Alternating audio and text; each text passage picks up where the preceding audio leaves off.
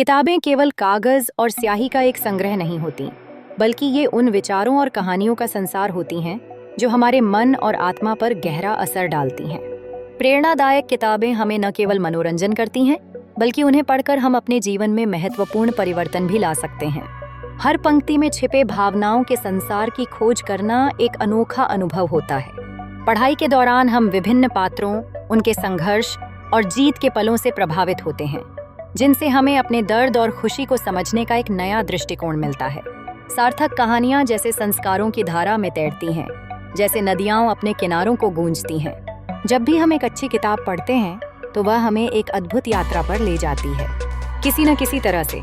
ये किताबें हमारे दिल में भक्ति, साहस और संघर्ष का जज्बा जगाती हैं। जुनून जैसी किताबें हमें अपने सपनों के प्रति सच्चा होने की प्रेरणा देती हैं, जबकि समर्पण पढ़ने पर हम अपने अस्तित्व और समाज के प्रति संवेदनशीलता का अनुभव करते हैं। किताबें, विशेषकर प्रेरणादायक किताबें, हमारी सोच को व्यापकता और गहराई देती हैं।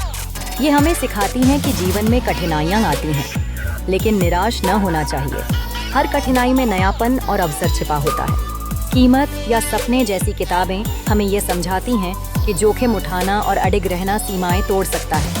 एक प्रेरणादायक किताब से मिली ऊर्जा हमें उन चीज़ों की ओर ले जाती है जो पहले संभव नहीं थीं।